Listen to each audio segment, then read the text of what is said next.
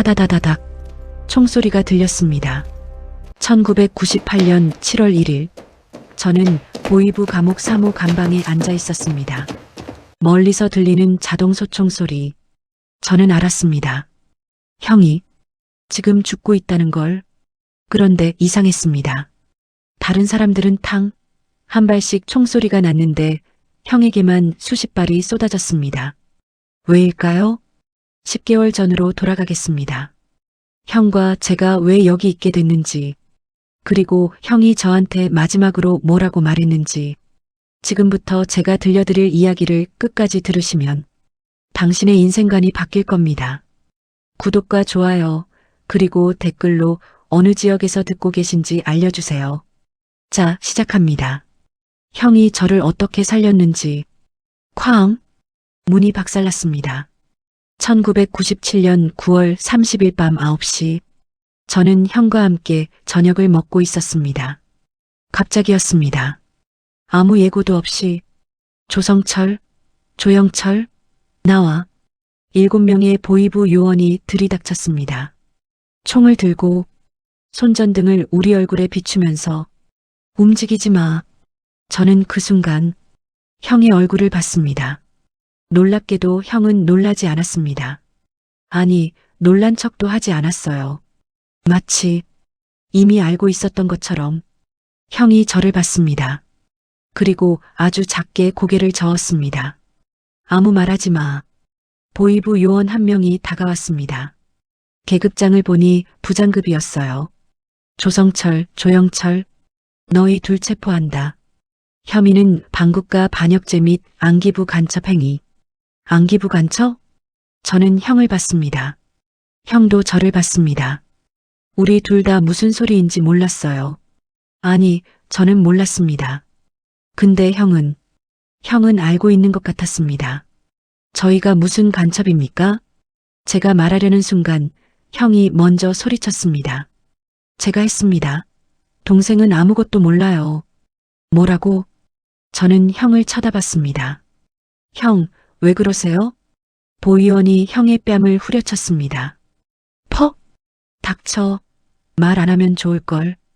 우리는 손이 뒤로 묶였습니다. 그리고 밖으로 끌려 나왔습니다. 밖에는 검은색 지프가 대기하고 있었습니다. 차에 태우려는 순간 저는 봤습니다. 차 옆에서 담배를 피우고 있는 남자를. 정광이었습니다. 여러분, 정광이 누구냐고요? 바로 우리가 탈북을 도와주려던 사람이었습니다.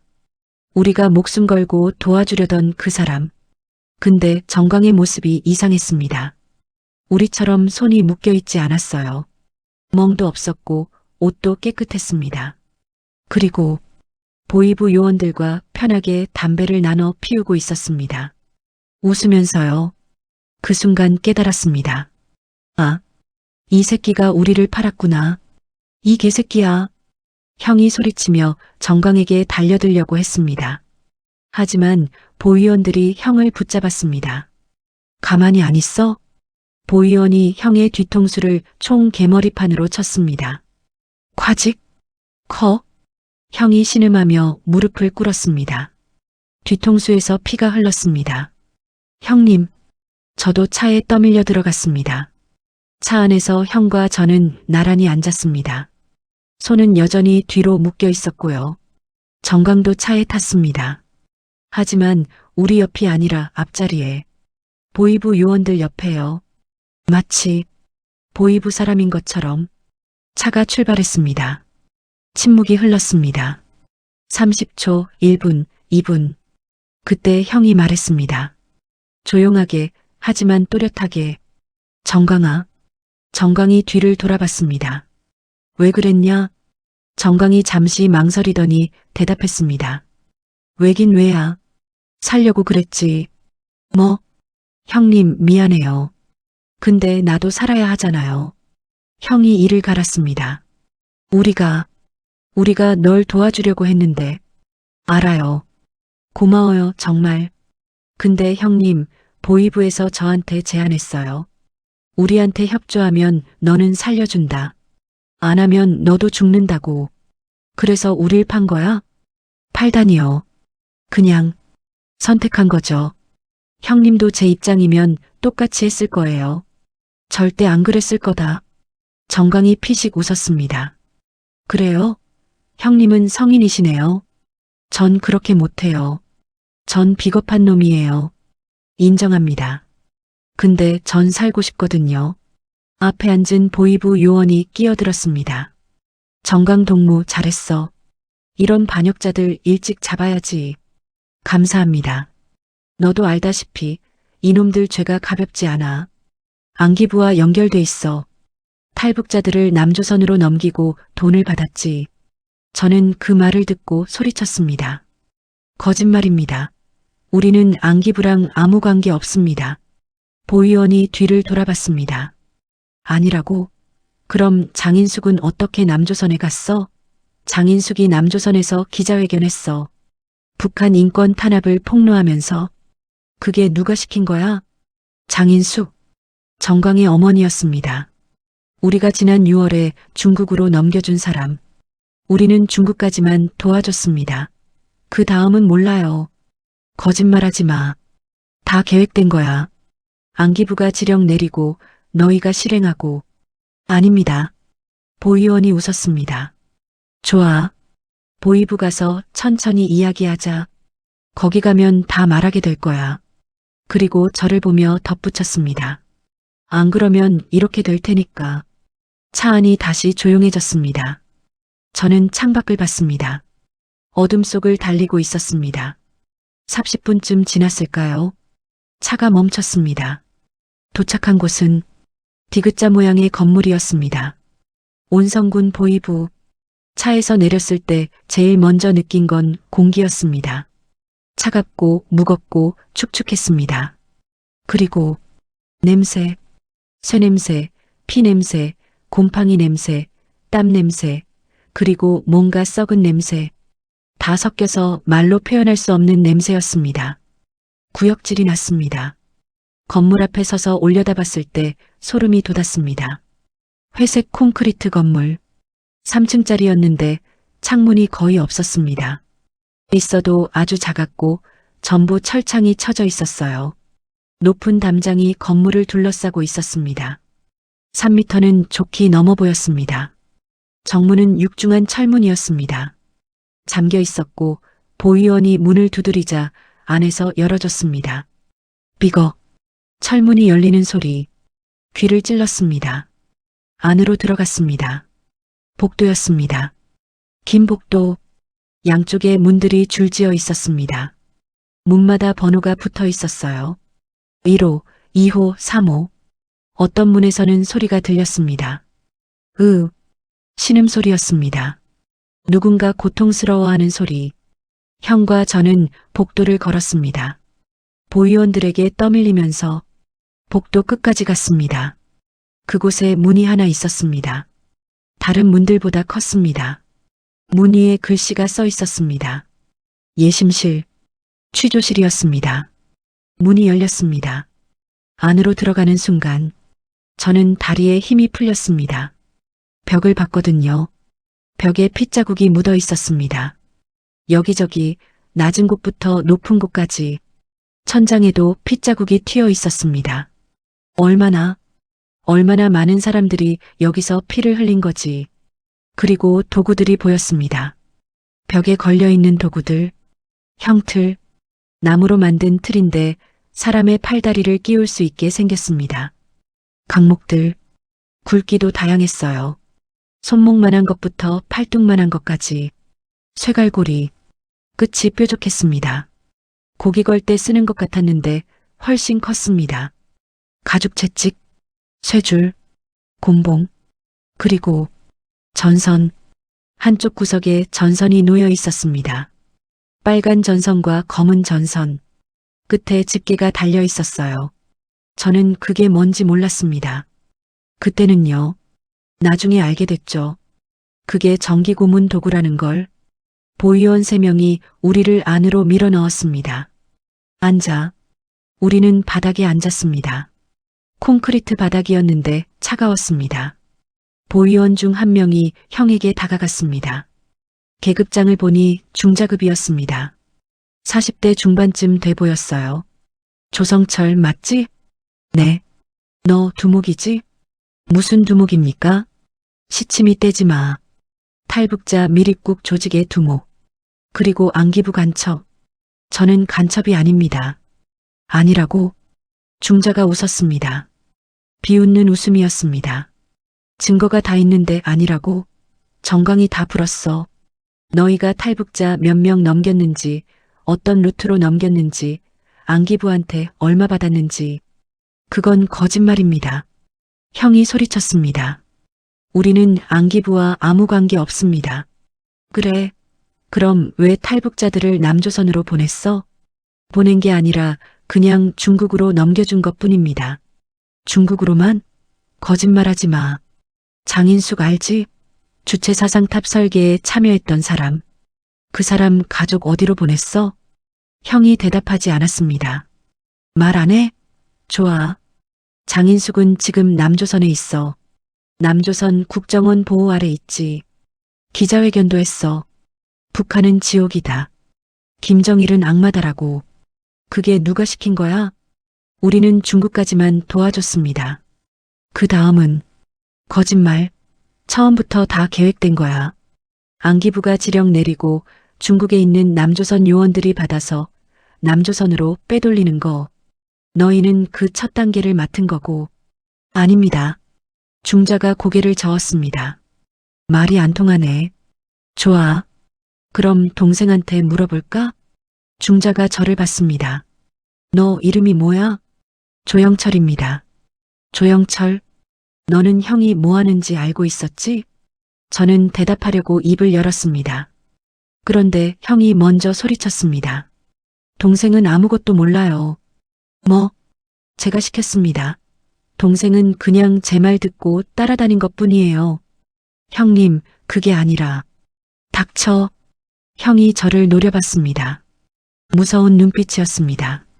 너는 입 다물고 있어. 중자가 재미있다는 듯 웃었습니다. 오, 동생 감싸네. 형답긴 하네. 좋아, 그럼 형한테만 물어보지. 동생은 나중에 천천히.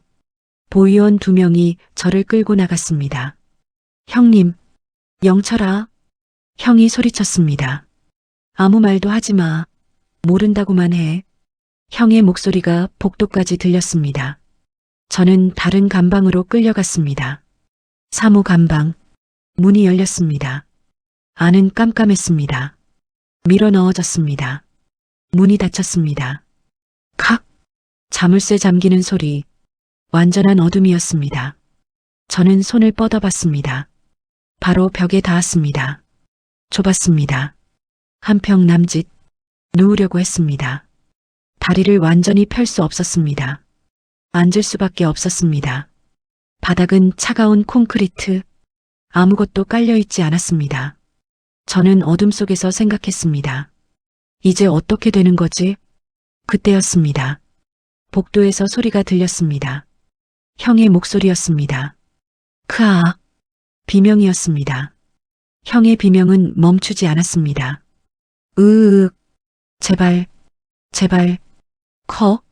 계속. 저는 감방문에 귀를 대고 들었습니다. 형이 무슨 고문을 받고 있는지 알 수 없었습니다. 하지만 엄청나게 고통스러운 것만은 확실했습니다. 30분이 지났습니다. 1시간이 지났습니다. 비명은 멈추지 않았습니다. 저는 귀를 막았습니다. 하지만 소리는 계속 들렸습니다. 2시간이 지났습니다. 형의 목소리가 점점 작아졌습니다. 쉰 것 같았습니다. 3시간이 지났습니다. 제발, 애원하는 목소리. 거의 들리지 않을 정도로 작았습니다. 그리고 둔탁한 소리.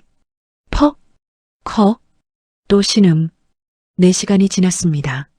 저는 감방 구석에 웅크리고 앉아 있었습니다. 눈물이 났습니다. 형님, 형이 저 때문에 저렇게 고통받고 있다는 생각이 들었습니다. 제가 탈북 도우밀에 참여하지 않았다면, 아니, 제가 형을 말렸다면, 형은 지금 저런 고통을 받지 않았을 텐데. 5시간이 지났습니다. 새벽 2시쯤 됐을까요? 비명소리가 점점 작아졌습니다. 그리고 완전히 조용해졌습니다. 형님, 설마 죽은 건 아니겠지. 무서웠습니다. 저는 문에 귀를 대고 계속 들었습니다. 10분이 지났습니다. 20분이 지났습니다. 여전히 조용했습니다. 제발, 제발 살아계세요.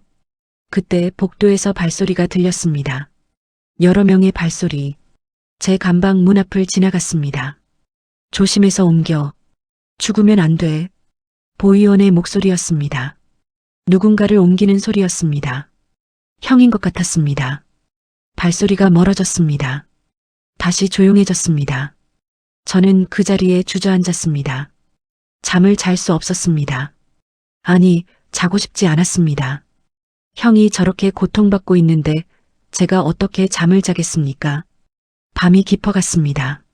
얼마나 지났을까요? 창문이 없어서 시간을 알 수 없었습니다. 갑자기 문이 열렸습니다. 빛이 들어왔습니다. 눈이 부셨습니다. 야, 너도 나와. 보이원이 서 있었습니다. 저는 일어섰습니다. 다리가 떨렸습니다. 복도로 나왔습니다. 그리고 봤습니다. 반대편 취조실에서 나오는 형을. 저는 충격을 받았습니다. 그게 형인지 알아볼 수 없었습니다. 얼굴이 완전히 달라져 있었습니다. 2배로 부어올라 있었습니다. 아니, 3배로. 눈은 거의 감겨 있었습니다. 눈꺼풀이 퉁퉁 부어서 코에서 피가 흘렀습니다. 마르지 않은 피가 입까지 흘러내려 있었습니다. 입술이 찢어져 있었습니다. 아니, 훤히 보였습니다. 앞니 몇 개가 부러져 있었습니다. 옷은 피로 범벅이었습니다. 걸을 수도 없었습니다. 보이원 2명이 형의 양팔을 잡고 끌고 가고 있었습니다. 형의 다리는 그냥 질질 끌렸습니다. 형님, 저는 소리치려고 했습니다. 보이원이 제 입을 막았습니다. 조용히 해. 형이 고개를 들었습니다. 저를 봤습니다. 형의 눈. 부어서 거의 안 보였지만 멀쩡한 쪽 눈 하나가 저를 똑바로 봤습니다. 그리고 작게, 아주 작게 고개를 저었습니다. 말하지 마. 버텨. 너는 살아야 돼. 형의 눈빛이 그렇게 말하고 있었습니다. 저는 울음을 참았습니다. 억지로 형이 끌려가는 모습을 지켜봤습니다. 복도 끝으로 사라질 때까지 보이원이 저를 밀었습니다. 가만히 서 있어? 들어가. 취조실로 밀려 들어갔습니다. 문이 닫혔습니다. 취조실 안에는 보이원 3명이 있었습니다. 그리고 의자가 하나 있었습니다. 금속 의자. 제 차례가 시작됐습니다. 앉아. 보이원이 명령했습니다. 저는 의자에 앉았습니다. 차가웠습니다. 금속 의자였으니까요. 온몸에 소름이 돋았습니다. 보이원 2명이 다가왔습니다. 제 팔을 의자 팔걸이에 묶었습니다. 로프였습니다. 꽉 조였습니다. 다리도 의자 다리에 묶었습니다. 움직일 수 없었습니다. 보이원 1명이 다가와서 제 상의를 찢어버렸습니다. 맨살이 드러났습니다. 그리고 전선을 가져왔습니다. 빨간 전선과 검은 전선. 전선 끝에 집게가 달려 있었습니다. 뭘 하는 건지 몰랐습니다. 그때는요. 보이원이 빨간 집게를 제 오른쪽 젖꼭지에 물렸습니다. 아! 아팠습니다. 집게가 날카로웠거든요. 검은 집게를 왼쪽 젖꼭지에 물렸습니다. 차갑고 날카로웠습니다. 중자가 의자를 하나 가져와 제 앞에 앉았습니다. 조영철, 네. 너 형이 뭐 하는지 알고 있었지? 탈북자들을 돕는다는 건 알았습니다. 그래서 너도 도왔지? 네. 왜? 사람들이 굶어 죽으니까요. 그래서 나라를 배신한 거야? 배신이 아닙니다. 아니라고? 인민을 나라 밖으로 빼돌리는 게 배신이 아니면 뭐야? 사람들이 죽어가는데 가만히 있을 수 없었습니다. 중자가 고개를 저었습니다. 말이 안 통하네. 좋아. 다른 걸 물어보자. 안기부 연락책이 누구야? 없습니다. 없다고? 저희는 안기부와 아무 관계 없습니다. 거짓말하지 마. 장인숙이 어떻게 남조선에 갔어? 그건 중국에서 그쪽 사람들이 도와준 걸로 압니다. 그쪽 사람들? 중국에 계신 목사님들이요. 목사? 하? 중자가 웃었습니다. 그 목사들도 다 안기부랑 연결돼 있어. 탈북자 돕는다는 명목으로 안기부 공작하는 거야. 아닙니다. 그래. 그럼 증명해봐. 어떻게 증명합니까? 저희는 정말. 중자가 손을 들었습니다. 전선을 잡고 있던 보위원이 뭔가를 눌렀습니다. 지지직. 전기가 몸속으로 들어왔습니다. 여러분, 이걸 어떻게 설명해야 할까요? 전기 고문. 가장 끔찍한 고통입니다.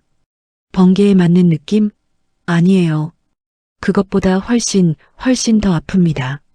온몸의 모든 근육이 동시에 수축합니다. 제 의지와 상관없이 이빨을 꽉 깨물게 됩니다. 안 그러면 혀를 깨물거든요. 눈이 뒤집힙니다. 하얀 것만 보입니다. 귀에서는 B- 하는 소리가 납니다. 뇌가 끓는 것 같습니다. 아니, 타들어가는 것 같습니다. 비명을 지르고 싶은데 목소리가 안 나옵니다. 목 근육까지 다 굳어버려서 소리를 낼 수가 없습니다.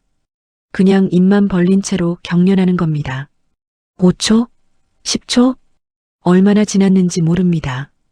영원 같았습니다. 전기가 끊겼습니다.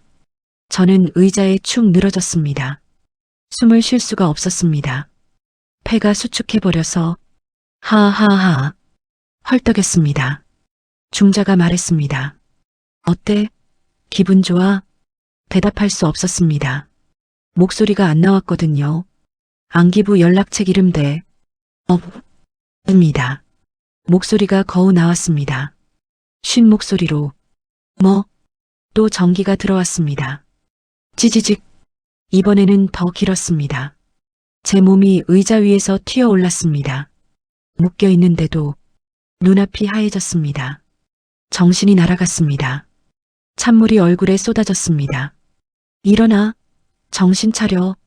눈을 떴습니다. 천장이 빙글빙글 돌았습니다. 계속할까? 저는 정말 모릅니다. 아직도 또 전기, 또 정신을 잃고 또 찬물. 이게 몇 번 반복됐는지 기억이 없습니다. 10번, 20번, 30번? 모릅니다. 나중에는 물을 끼얹어도 깨어나지 않았나 봅니다. 제가 정신을 차렸을 때는 감방이었습니다. 바닥에 쓰러져 있었습니다. 온몸이 불타는 것 같았습니다. 근육이 전부 뭉쳐서 움직일 수가 없었습니다. 손가락 하나 까딱할 수 없었습니다. 얼마나 지났을까요? 소변이 마려웠습니다. 참을 수 없었습니다. 그냥 쌌습니다. 누운 채로 소변을 보는데 이상했습니다.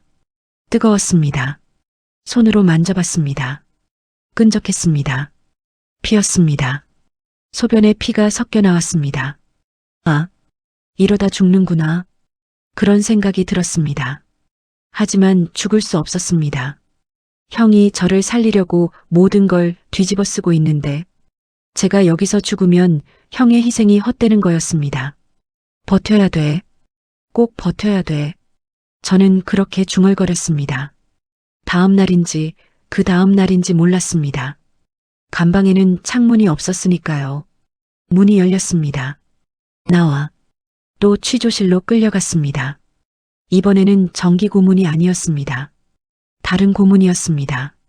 취조실 한가운데 서라고 했습니다. 서 있어. 보위원이 명령했습니다. 저는 섰습니다. 움직이지 마.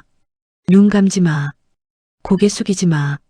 그게 전부였습니다. 그냥 서 있는 거였습니다. 이게 무슨 고문이지? 처음에는 이해가 안 됐습니다. 그냥 서 있기만 하면 되는 거였으니까요. 1시간이 지났습니다. 다리가 조금 아팠습니다. 2시간이 지났습니다. 다리가 저렸습니다. 3시간이 지났습니다. 다리가 떨렸습니다. 4시간이 지났습니다. 다리에 쥐가 났습니다. 신음이 나왔습니다. 조용히 해. 보위원이 소리쳤습니다. 5시간이 지났습니다. 눈꺼풀이 무거워졌습니다. 눈을 감으려는 순간 퍽! 강목이 제 뒤통수를 쳤습니다.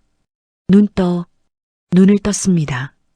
6시간이 지났습니다. 고개가 앞으로 떨어졌습니다. 퍽! 또 맞았습니다. 고개 들어 7시간이 지났습니다. 무릎이 꺾였습니다. 퍽! 똑바로 서 8시간이 지났습니다.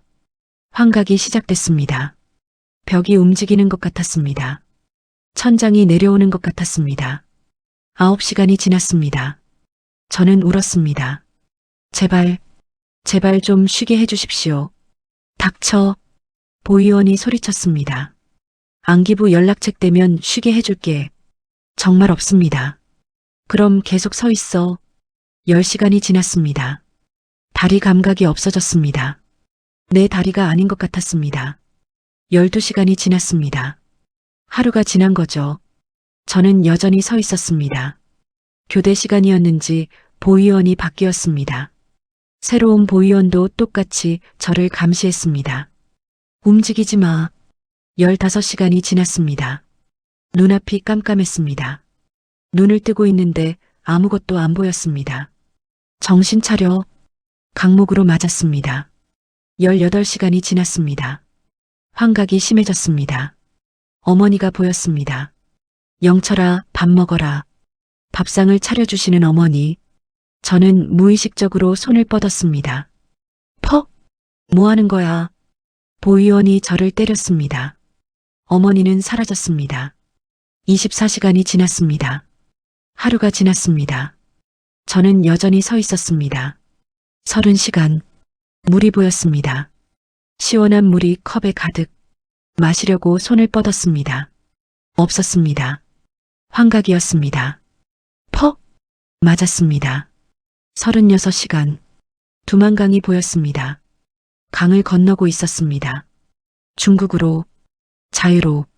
깨어보니 벽에 머리를 박고 있었습니다. 48시간. 이틀이 지났습니다. 저는 여전히 서 있었습니다. 하지만 이제는 서 있는 건지 쓰러져 있는 건지 구분이 안 됐습니다. 의식이 흐릿했습니다. 60시간. 사흘째. 형이 보였습니다. 영철아, 힘내라. 형님, 너는 살아야 돼. 약속했잖아. 형님, 저 못하겠어요. 할 수 있어. 너는 강한 애야. 형이 웃었습니다. 저도 웃으려고 했습니다. 퍽! 깨어보니 바닥에 쓰러져 있었습니다. 72시간. 3일이 지났습니다. 저는 더 이상 일어날 수 없었습니다. 일어나. 보의원이 소리쳤습니다. 일어날 수 없었습니다. 물을 끼얹었습니다. 일어나지 않았습니다. 또 물을 끼얹었습니다. 이거 죽는데? 다른 보의원이 말했습니다. 그냥 감방에 넣어. 좀 쉬게 하고 내일 다시 하자. 저는 감방으로 끌려갔습니다. 바닥에 쓰러졌습니다. 그리고 잠들었습니다. 며칠이 지났을까요? 정확히 모릅니다. 문이 열렸습니다. 나와. 또 취조실이었습니다.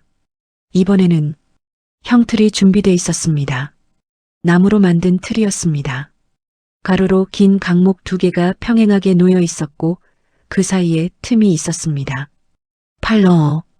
보의원이 명령했습니다.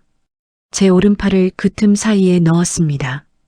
보의원 2명이 강목을 꽉 조였습니다. 팔이 끼었습니다. 다른 팔, 왼팔도 넣었습니다. 조였습니다. 다리, 오른다리를 넣었습니다. 조였습니다. 왼다리도 넣었습니다. 조였습니다. 이제 저는 팔다리가 전부 강목에 끼인 채로 바닥에 엎드려 있었습니다. 움직일 수 없었습니다. 중자가 들어왔습니다. 조영철, 생각 좀 해봤어? 네. 안기부 연락책 이름 될 거야? 없다고 했습니다. 중자가 한숨을 쉬었습니다. 아직도 그 소리야? 좋아. 오늘은 제대로 해보자. 보의원 한 명이 제 오른팔이 낀 강목을 잡았습니다. 그리고 비틀기 시작했습니다. 아팠습니다. 관절이 비틀리는 느낌이었습니다. 말 안 해? 더 비틀었습니다. 그 뼈가 삐걱거리는 소리가 들렸습니다. 제 몸 안에서 안기부 연락책 없습니다. 더 세게 비틀었습니다. 크악. 저는 비명을 질렀습니다. 그리고 그 순간 탁 뭔가 빠지는 소리가 났습니다. 어깨였습니다. 어깨 관절이 빠진 겁니다. 고통이 말로 표현할 수가 없습니다. 전기 고문보다 더 아팠습니다. 관절이 빠진 팔이 이상한 각도로 꺾여 있었습니다. 저는 소리를 지르고 싶었는데 목소리가 안 나왔습니다. 입만 벌린 채로 경련했습니다. 오른팔 할까? 중자가 물었습니다. 안 돼요. 안 돼요. 저는 정신없이 소리쳤습니다. 그럼 말해. 안기부 연락책. 정말 모릅니다. 저희는 그냥 사람들 살리려고. 아직도 그 소리야? 중자가 고개를 저었습니다. 좋아. 계속해. 보위원이 왼팔 강목을 잡았습니다. 안 돼요. 제발. 비틀기 시작했습니다. 더 세게. 제발, 제발. 탁. 왼팔도 빠졌습니다. 저는 의식을 잃었습니다. 깨어보니 감방이었습니다. 양팔을 움직일 수 없었습니다. 관절이 빠진 채로 있었거든요. 아무도 다시 끼워주지 않았습니다. 그 상태로 3일을 보냈습니다. 양팔이 이상한 각도로 늘어진 채로 밥을 먹을 수도 없었습니다. 다른 죄수가 떠먹여줬습니다. 화장실도 혼자 못 갔습니다. 3일 후 보이부 의사라는 사람이 왔습니다. 팔 내밀어. 못 움직입니다. 의사가 거칠게 제 팔을 잡았습니다. 그리고 확 잡아당겼습니다. 탁. 어깨가 다시 들어갔습니다. 다른 쪽도 마찬가지였습니다. 됐어. 의사가 나갔습니다. 그게 전부였습니다. 며칠 후 취조가 끝나고 감방으로 돌아가려는데 보위원이 말했습니다. 잠깐 너는 따로 와. 화장실로 끌고 갔습니다. 북한 보위부 화장실은 구식 변기였습니다. 바닥에 구멍이 뚫려 있는 그런 거요. 무릎 꿇어. 변기 앞에 무릎을 꿇었습니다. 머리 숙여. 고개를 숙였습니다. 더 숙였습니다. 결국 제 얼굴이 변기 구멍 안으로 들어갔습니다. 냄새가 형언할 수 없었습니다. 토할 것 같았습니다. 오늘 밤은 여기서. 예. 못 들었어? 여기서 밤새 그 자세로 있으라고. 제발 그러지 말아주십시오. 싫으면 말해. 안기부 연락책 없습니다. 정말. 그럼 여기 있어. 보위원이 나갔습니다. 문이 잠겼습니다. 저는 변기에 얼굴을 박은 채로 남았습니다. 숨을 쉴 수가 없었습니다. 냄새 때문에 억지로 숨을 들이마시면 구역질이 났습니다. 토했습니다. 변기 안으로 고개를 들려고 했습니다. 밖에서 소리가 들렸습니다. 고개 들면 죽는다. 보위원이 지켜보고 있었습니다. 창문 틈으로 다시 얼굴을 박았습니다. 1시간이 지났습니다. 목이 뻐근했습니다. 2시간이 지났습니다. 목이 굳어갔습니다. 3시간이 지났습니다. 의식이 흐릿해졌습니다. 4시간이 지났습니다. 저는 기도했습니다. 하나님, 계시다면 저 좀 살려주세요. 저는 신을 믿지 않았습니다. 하지만 그때는 누구라도 좋으니 저를 구해주길 바랐습니다. 5시간이 지났습니다. 환각이 시작됐습니다. 변기 구멍이 점점 커지는 것 같았습니다. 저를 삼킬 것 같았습니다. 6시간이 지났습니다. 누군가 제 머리채를 잡았습니다. 뒤로 확 잡아당겼습니다. 보위원이었습니다. 이제 말할래? 저는 대답할 수 없었습니다. 목소리가 안 나왔거든요. 입만 벌린 채 대답 안 해? 다시 변기에 얼굴을 박았습니다. 새벽까지 그렇게 있었습니다. 아침이 됐을 때 저는 거의 죽기 직전이었습니다. 감방으로 끌려갔습니다. 목을 움직일 수 없었습니다. 완전히 굳어버렸습니다. 며칠 동안 고개를 돌리지 못했습니다. 저만 고문받는 게 아니었습니다. 형도, 형의 친구들도 모두 고문받고 있었습니다. 어느 날 복도를 지나가는데 한방에서 소리가 들렸습니다. 제발, 제발 살려주십시오. 림춘삼 형님이었습니다. 형의 친구, 43세, 닥쳐, 탈북자 몇 명 넘겼어? 다섯 명입니다. 거짓말, 10명 넘게 넘겼다며.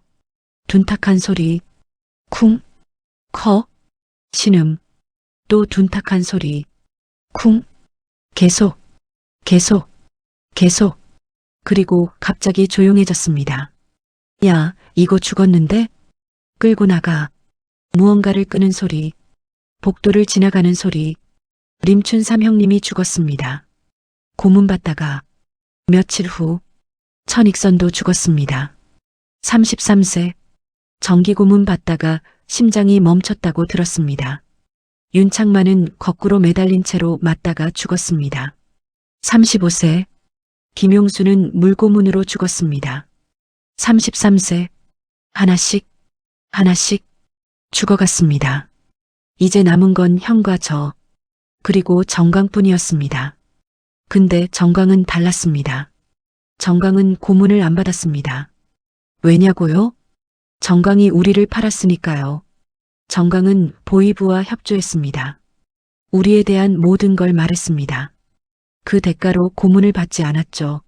하지만 결국 정광도 죽었습니다. 공개 처형으로. 협조했는데도 죽였습니다. 북한은 그런 곳입니다. 배신자조차 죽입니다. 10개월이 지났습니다. 1998년 6월 말 감방 문이 열렸습니다. 조성철, 림춘삼, 천익선, 윤창만, 김용수, 정광, 나와 6명 이름이 불렸습니다. 림춘삼, 천익선, 윤창만, 김용수는 이미 죽었는데도 이름을 불렀습니다. 형이 끌려 나왔습니다. 저는 감방 문틈으로 복도를 봤습니다. 형이 지나갔습니다. 형의 모습을 어떻게 설명해야 할까요? 10개월 전 형의 모습은 어디에도 없었습니다. 머리카락은 대부분 빠졌습니다. 스트레스와 영양실조 때문이었겠죠. 이빨은 거의 다 부러졌습니다. 앞니는 하나도 없었습니다. 입부분이 완전히 만신창이었습니다. 잇몸이 찢어져서 안이 다 보였습니다. 척추가 부러졌는지 허리를 펼 수 없었습니다. 구부정하게 걸었습니다. 양옆에 보위원이 형을 떠받치고 있었습니다. 형 혼자서는 걸을 수도 없었습니다. 팔다리가 너덜너덜거렸습니다. 관절을 여러 번 다쳤는지 제대로 움직이지 못했습니다. 몸무게는 아마 40kg도 안 됐을 겁니다. 원래 70kg였는데 형이 절뚝거리며 걸어갔습니다. 저를 봤습니다. 형의 눈이 제 눈을 똑바로 봤습니다. 10개월 동안 그 끔찍한 고문을 받고도 형의 눈빛은 살아있었습니다. 형이 입을 움직였습니다. 소리는 거의 안 났지만 입모양으로 알 수 있었습니다. 영철아. 저는 감방문에 매달렸습니다. 형님, 형님. 보위원이 저를 밀어냈습니다. 닥쳐. 형이 계속 걸어갔습니다. 복도 끝으로 한 걸음, 한 걸음. 형이 다시 한번 뒤돌아봤습니다. 그리고 입을 움직였습니다. 너만은 꼭 살아서 부모님을 모셔라. 그게 마지막이었습니다. 형이 복도 끝으로 사라졌습니다. 저는 그 자리에 주저앉았습니다. 형님, 형님. 울었습니다. 소리내서 울었습니다. 보위원이 감방문을 발로 찼습니다. 조용히 안 해. 저는 울음을 삼켰습니다. 하지만 눈물은 멈출 수 없었습니다. 그날 밤 저는 잠을 못 잤습니다. 형이 어디로 끌려갔는지 알았거든요. 며칠이 지났습니다. 정확한 날짜는 몰랐습니다. 나중에 알았습니다. 1998년 7월 1일이었다고. 그날 아침 감방 안이 이상하게 조용했습니다. 취조가 없었습니다. 점심때쯤 멀리서 소리가 들렸습니다. 확성기 소리였습니다. 무슨 말인지는 안 들렸습니다. 하지만 큰 소리가 났습니다. 그리고 잠시 후 탕, 총소리였습니다. 탕, 탕, 탕, 여러 발이었습니다. 그리고 타다다다닥, 자동 소총이었습니다. 제 가슴이 철렁했습니다. 형님, 총소리가 멈췄습니다. 감방 안이 조용해졌습니다. 모두가 그 총소리를 들었습니다. 무슨 의미인지 모두 알았습니다. 공개 처형? 저는 벽에 머리를 박았습니다. 형님, 형님, 눈물이 났습니다. 며칠 후 현장에 있었던 사람에게서 들었습니다. 온성군 남산다리 밑에서 공개 처형이 있었다고, 수천 명이 강제로 동원됐다고, 6명이 무릎을 꿇었다고, 정강도 함께 있었다고, 우리를 판 정강도, 뒤에서 군인들이 총을 겨냈다고, 반역자들에 대한 판결을 집행한다. 확성기에서 소리가 울렸다고, 총소리, 5명은 한 발씩 맞고 쓰러졌다고, 하지만 형은 달랐다고, 형에게는 한 발이 아니었다고, 수십 발이 쏟아졌다고, 자동소총으로, 두목이니까, 악질 간첩 두목이니까, 형의 상체가 거의 사라질 정도였다고, 그 말을 들었을 때, 저는 아무 말도 할 수 없었습니다. 저는 함경북도 정거리 제12교화소로 이송됐습니다. 보위부에서 10개월, 교화소에서 또 몇 개월, 제 몸무게는 87kg에서 46kg가 됐습니다. 하루 14시간 노동, 식사는 하루 2번, 옥수수죽 1그릇. 저는 탄광에서 일했습니다. 석탄을 캐는 일이었죠. 제 몸 상태는 최악이었습니다. 어느 날 쓰러졌습니다. 일하다가 그냥 탁 쓰러졌습니다. 이거 죽는데?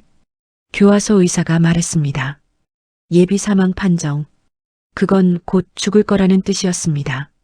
집에 연락이 갔습니다. 부모님이 들 것을 들고 오셨습니다.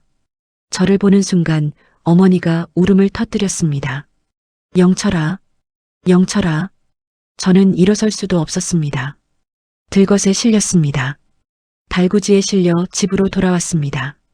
3개월간 대소변을 받아냈습니다. 어머니가 기저귀를 갈아주셨습니다. 하지만 저는 살고 싶었습니다. 형이 살려주신 목숨이었으니까 조금씩 나아졌습니다. 한 달 후 걸을 수 있었습니다. 2달 후 밖에 나갈 수 있었습니다. 3달 후 거의 회복했습니다. 제가 실수를 했습니다. 친구에게 말했습니다. 보이부 건물을 폭파하고 싶어. 그 친구가 또 신고했습니다. 다시 잡으러 온다는 소식을 들었습니다. 그날 밤 저는 집을 나섰습니다. 두만강으로 달빛 아래서 강을 건넜습니다. 중국을 거쳐 동남아시아로, 그리고 마침내 대한민국에 도착했습니다. 형님, 제가 살았습니다. 형님이 저를 살려주셨습니다. 그리고 이렇게 세상에 증언하고 있습니다. 형님과 친구들이 얼마나 억울하게 죽었는지를. 여러분, 이게 북한의 현실입니다. 끝까지 들어주셔서 감사합니다.